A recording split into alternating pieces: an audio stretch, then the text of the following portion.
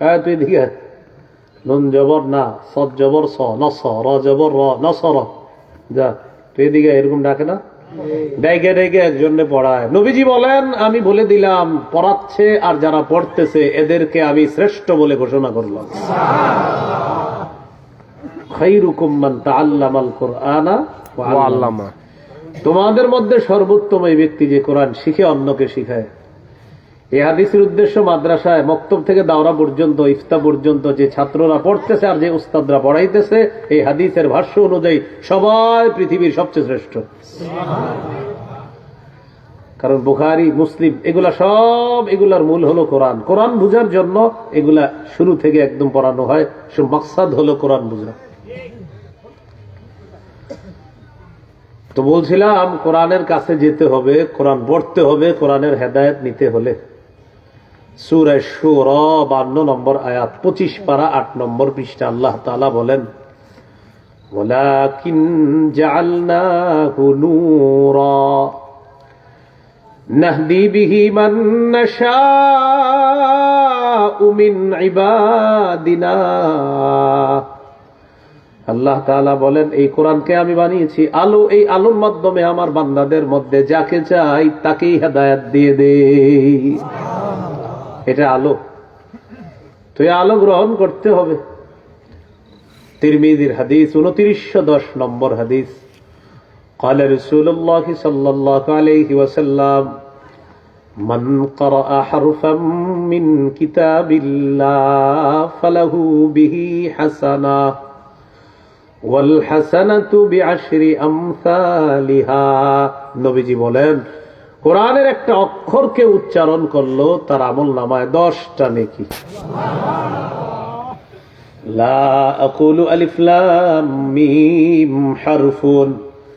নবী বলেন আলিফ লাম মিম পুরাটা একটা অক্ষর এমনটা আমি বলি না, ওয়ালাকিন আলিফুন হারফুন ওয়া লামুন হারফুন ওয়া মিমুন হারফুন।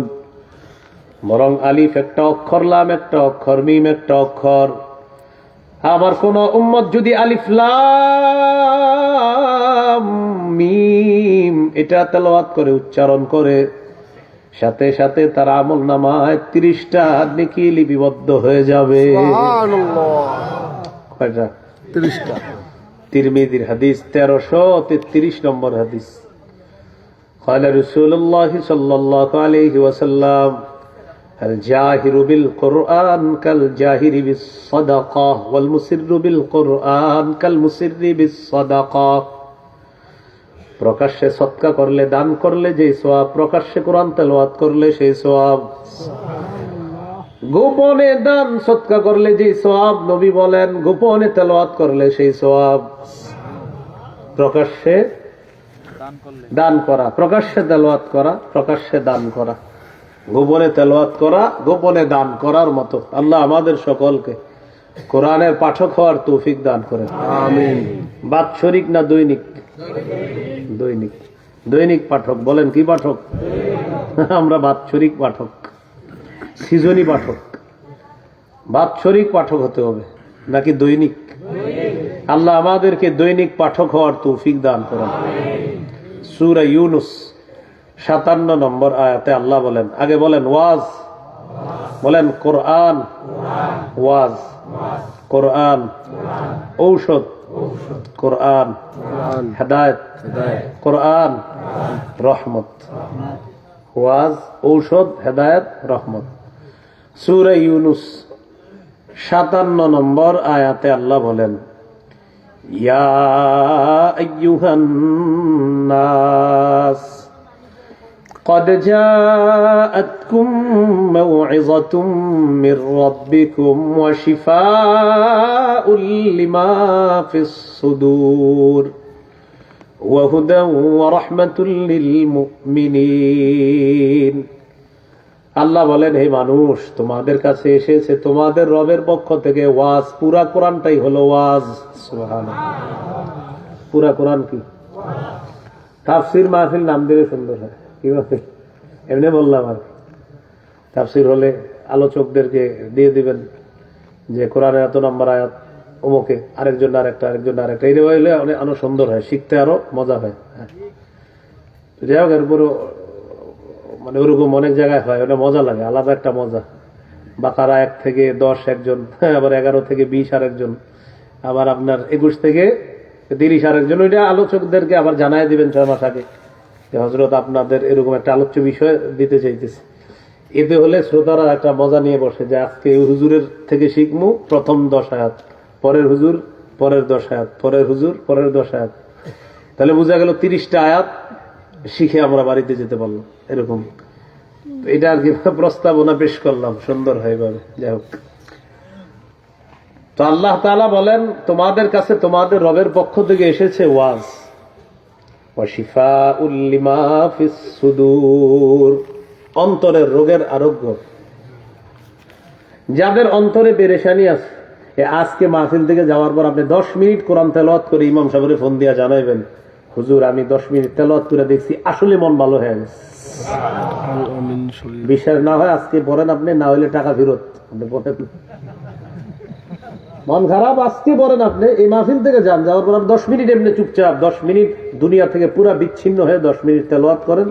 কিছুক্ষণের জন্য দেখবেন আপনি ওই যে আগে মানে পেরেশানি ছিল, কিছুক্ষণের জন্য কোথায় জানি চলে গেছে, অন্য এক জগতে আল্লাহ আপনাকে নিয়ে গেছে।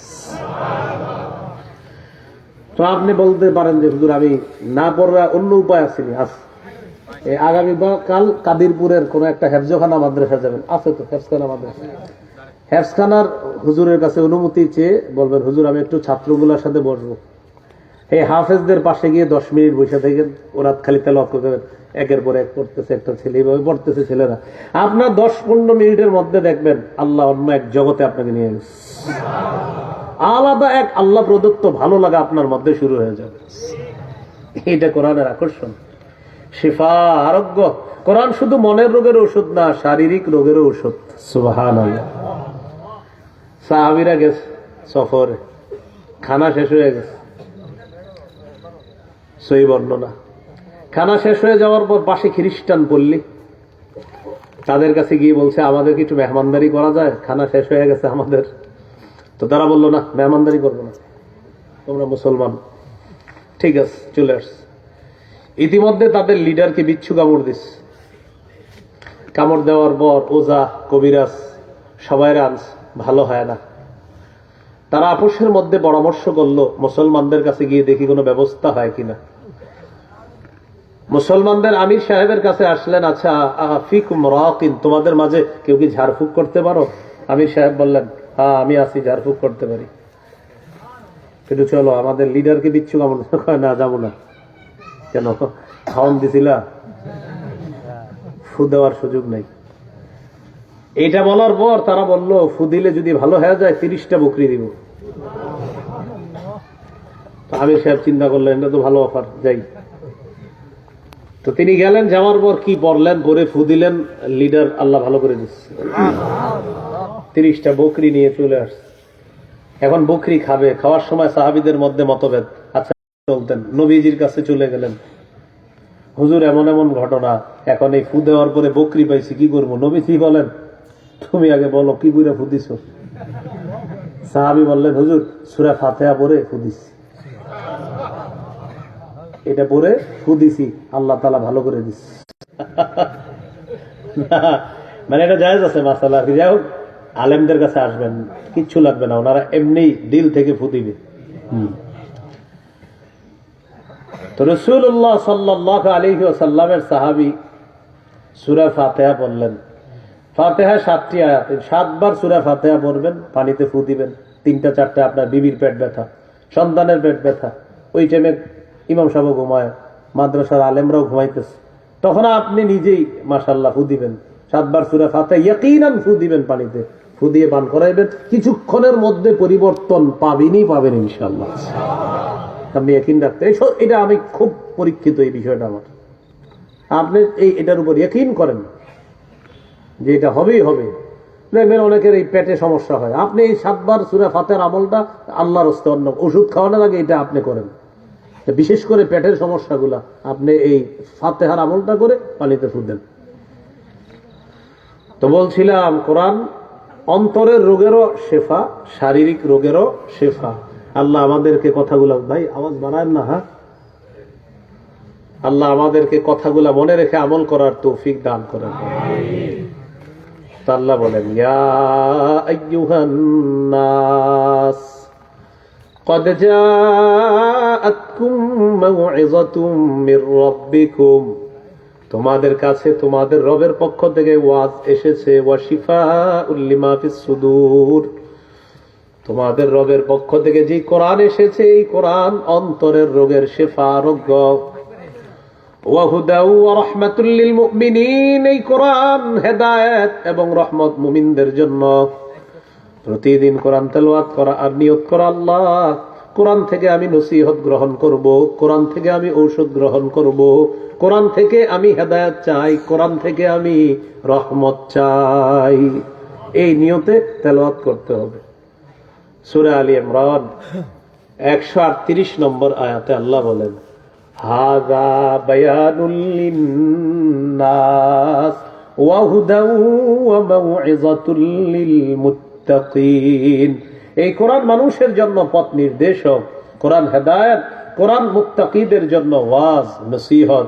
সূরা বাকারা 185 নম্বর আয়াত, 2 পারা 7 নম্বর পৃষ্ঠার একদম শুরুর আয়াত। শাহরু রমাদান আল্লাযী উনজিলা ফীহিল কুরআন হুদাল লিন্নাস, রমজান মাসে কোরআন নাজিল করা হয়েছে, এই কোরআন মানুষের জন্য হেদায়েত, আমি আল্লাহ পুরা মানুষের জন্য হেদায়েত বলে ঘোষণা করলাম। সুবহানাল্লাহ। এইখান থেকে হেদায়েত নিতে হবে, তো কোরআন পড়বো তো ইনশাআল্লাহ। সহিহ বুখারীর বর্ণনা 5011 নম্বর হাদিস, কানা রাজুলুন ইয়াকরাউ সূরাতাল কাহফ, এক সাহাবী রাতে সূরা কাহফ পড়তেছে, ফাতাগাশাতহু সাহাবা, আকাশের মেঘখণ্ড তার বাড়ির উপরে এসে উপস্থিত। সুবহানাল্লাহ। এটা ওই মেঘ না যে মেঘ থেকে বৃষ্টি আসে, ওরকম না, আমরা এমনি একটা মেঘখণ্ড আইসা দাঁড়ায় রয়েছে। তো উনি তেলাওয়াত করে, পাশে ওনার ঘোড়াটা, ফাজাআলা ফারাসুহু ইয়ানফিরু, তার ঘোড়া লাফায়। উনি যত তেলাওয়াত করে ঘোড়া লাফায়, মেঘখণ্ডটাও তত বাড়ির দিকে আরো আসে। তেলাওয়াত বন্ধ করে দিলেন, ঘোড়া লাফানো বন্ধ হয়ে যায়। পরের দিন আল্লাহ রসুলের কাছে গেলেন, যাওয়ার পর বললেন, ইয়া রাসূলুল্লাহ, রাতের বেলা সূরা কাহফ তেলাওয়াত করতেছিলাম, হঠাৎ দেখি বাড়ির উপর এক খণ্ড মেঘ। হুজুর বুঝতে পারি না, আমার ঘোড়াটাও লাফায়। নবীজি বলেন, তিলকাস সাকিনাতু তানাজ্জালাত বিল কুরআন, কোরআন তেলাওয়াত করার কারণে আল্লাহ তাআলা সাকিনা নাজিল করেন। গত রাতে সাকিনা তোমাকে স্বচক্ষে আল্লাহ দেখায়া দিছেন।